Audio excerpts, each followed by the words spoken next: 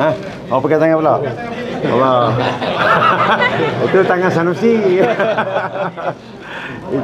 Depa mana boleh angkat. Ha. Ha. Okey. Yang SG4 tu boleh tak tu saya ceritakan pelan-pelan daripada setiap negeri apa yang telah dilakukan dekat SG4 tu seperti menarik pelaburan daripada luar ataupun dalam negeri sendiri. Okey, semua kita sudah maklum bahawa setiap negeri ada cara kerja mereka yang tersendiri. Dan apabila kita bercakap mengenai pelaburan, urusan kerja mengenai pelaburan ini bukan kerja negeri semata-mata, tetapi memerlukan kerjasama di antara negeri dengan kerajaan pusat melalui pelbagai agensi.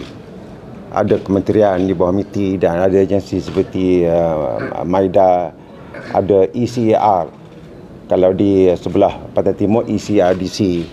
Semua ini adalah entiti-entiti yang sedia ada di bawah di dalam organisasi kerajaan persekutuan dan negeri yang memerlukan kerjasama di antara kerajaan negeri dengan kerajaan pusat, dan kerjasama ini sedang berjalan sejak sekian lama dan banyak pencapaian pun yang telah kita perolehi di semua negeri-negeri yang terlibat dengan koridor wilayah ini.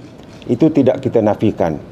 Adapun kenapa kita melalui 4 negeri ini melakukan kerjasama ialah untuk memperkukuhkan peranan yang boleh dimainkan dalam bentuk mendapat pelaburan-pelaburan baru dan sebagainya. Kerana kita sedar bahawa setiap negeri 4 ini tidak sama kedudukan geografi dan juga keupayaan masing-masing. Jadi kami saling bantu-membantu melakukan kerjasama. Dan apabila kita melibatkan yang amat berbahagia Tun Dr. Mahathir dalam sebagai penasihat, beliau telah melakukan banyak penglibatan, libat urus bersama dengan negeri-negeri. Kesemua negeri ini telah dikunjungi dan diadakan perbincangan dengan semua negeri-negeri ini. Dan beliau sendiri telah bertemu dengan pelabur-pelabur daripada negara luar, terutama Jepun, Korea dan China. Dan saya difahamkan selepas ini daripada Timur Tengah. Dan sudah ada sebenarnya pelabur-pelabur yang menghubungi dengan channel daripada beliau yang telah berhubung dengan pihak kerajaan negeri. Jadi ini merupakan pada saya adalah satu added value, nilai tambah dengan proses yang sedia ada yang mana kerjasama antara kerajaan pusat dengan kerajaan negeri. Dan untuk memperkukuhkan kerja di antara 4 negeri ini, maka kita telah memfokuskan kepada 5 kluster di mana kerajaan negeri boleh kerjasama. Iaitu yang pertama ialah mengenai kluster infrastruktur dan logistik. Yang kedua, kluster perdagangan, pelaburan dan perniagaan. Ketiga, kluster pertanian dan security makanan atau food security. Kluster yang keempat ialah perundangan dan modal insan.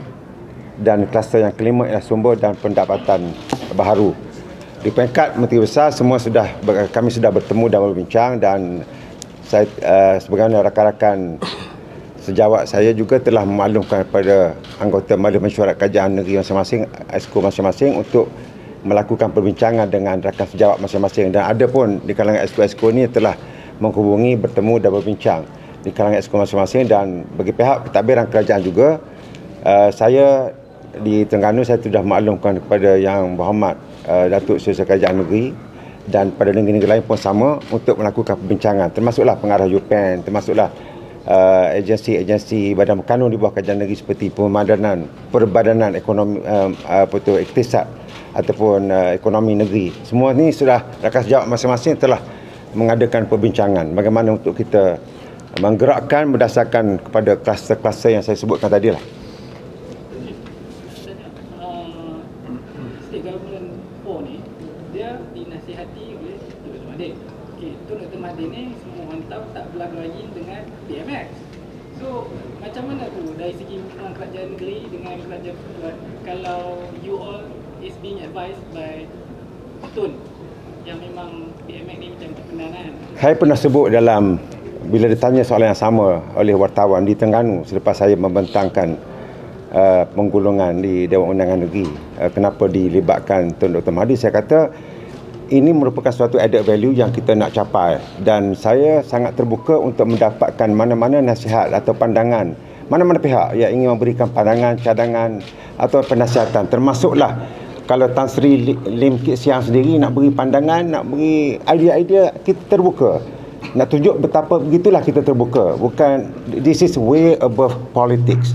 Sebab kalau kita nak bercakap tentang politik setiap masa, pagi, petang, siang, malam, orang kata daripada pagi sampai ke malam, 24 hours, 24/7 cakap tentang politik, tak boleh buat itu kerana ada perbezaan politik. Saya rasa negeri Malaysia, apatah lagi negeri-negeri ini, tidak akan boleh bergerak ke hadapan.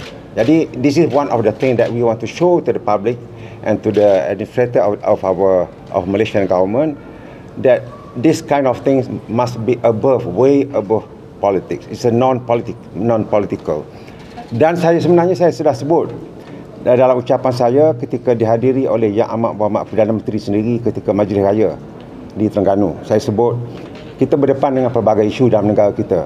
Untuk menyelesaikan, untuk menangani isu-isu yang berbagai-bagai ini, pendekatan politik yang sekian lama kita amalkan dalam negara kita ini, kita kena tangani, kita lihat balik.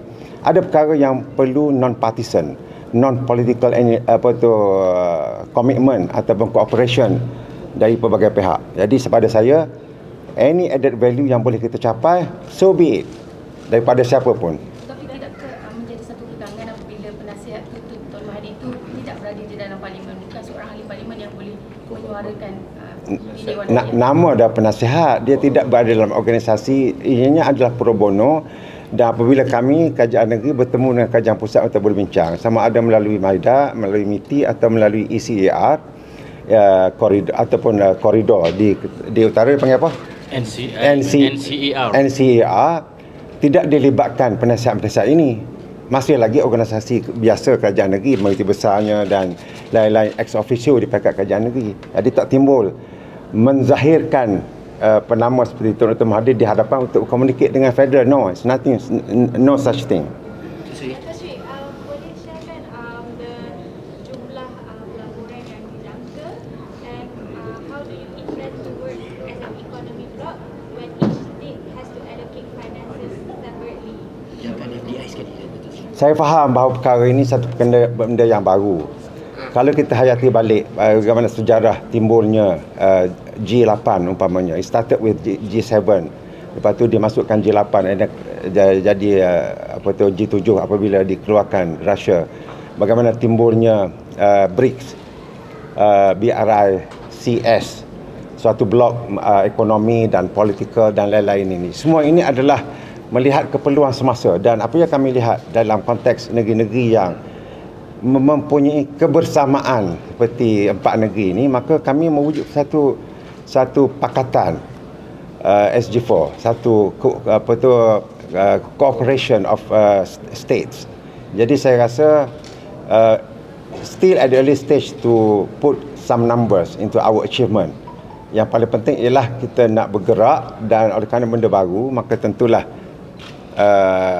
ada hiccup here and there, kefahaman dan sebagainya. So I think at the early stage ni macam itulah kita masih lagi meneroka bagaimana.